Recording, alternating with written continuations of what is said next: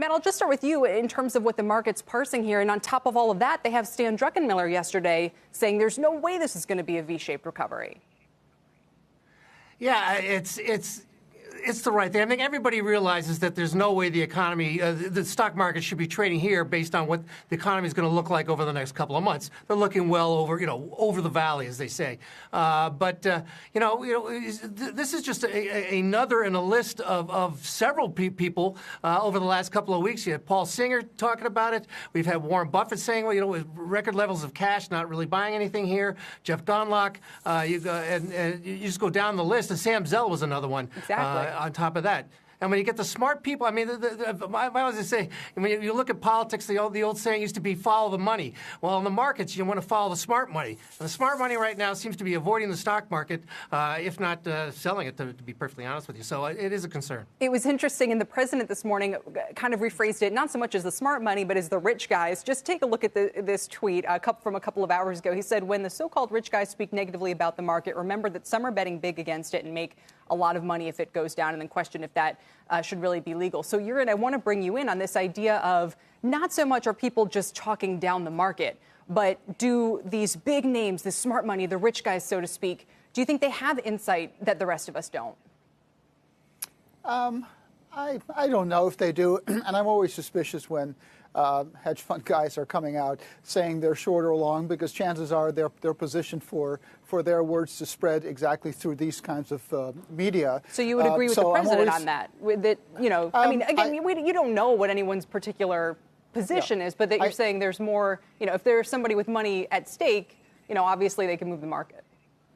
I mean, I don't know a single person, literally a single person, who is bullish on the markets. It's certainly not at these levels. And yet the market is up 30% from the lows and is only down 15% from the highs.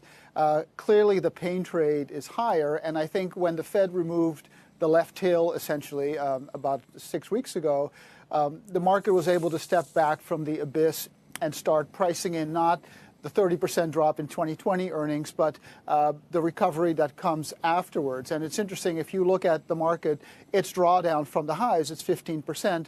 The 2022 EPS numbers are down about 15% from the highs. And so the market actually, if you believe in the shape of that recovery, which I think those numbers are too high, but it's not completely illogical why the market has come back from the abyss. It really just comes down to the shape and the speed of the recovery. And is it too fast? Does it create a second wave? Does it turn into a W? I think that's where the conversation should be. Yeah. But 2,500 to 2,800 on the S&P prices in kind of a swoosh-like recovery, so it's not completely at crazy levels, in my opinion. Matt, Jurrien's absolutely right. I mean, it's very rare to find people who are bullish on the market right now, but one place you do find them is retail investors, frankly.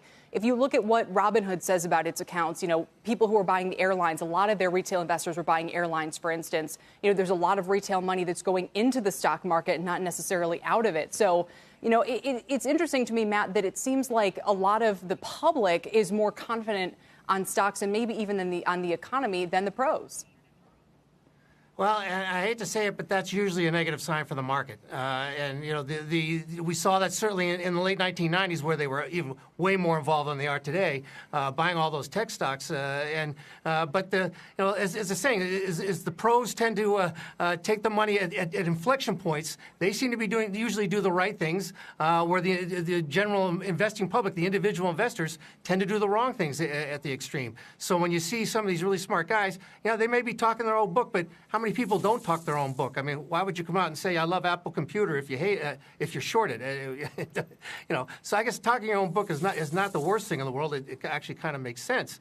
And when these guys who are really smart and very successful investors are bearish, and the public, who tends to be the kind of the lambs who are led to slaughter, are buying, it's usually not a good time to be aggressive on the buy side. I'll come back to you for one kind of final remark here, but there are two names in particular I think have surprised a lot of people in their bearishness, and that's Warren Buffett and Sam Zell.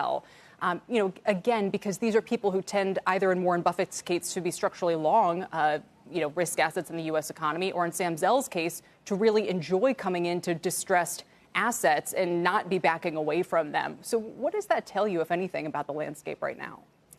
Well, it tells, what Warren Buffett basically said, maybe not in his exact words, is that because the Fed removed the left tail, he didn't have any really juicy bargains to buy because the Fed kind of backstopped the market. So you can see that as a problem, but you can also see that as a good thing because the fact that the Fed did not allow those bargain basement, kind of prices to come in and caused the bankruptcies that people like Warren Buffett or Zell can come in and swoop up. That is what the Fed was supposed to do, and it did it successfully. So I'm actually pretty pleased by the fact that they didn't have anything to buy because it means that the Fed did kind of the right amount in the right time frame. No, I think that's really well said. Interesting way to look at it. Thank you both. Appreciate it, guys, talking today about the markets.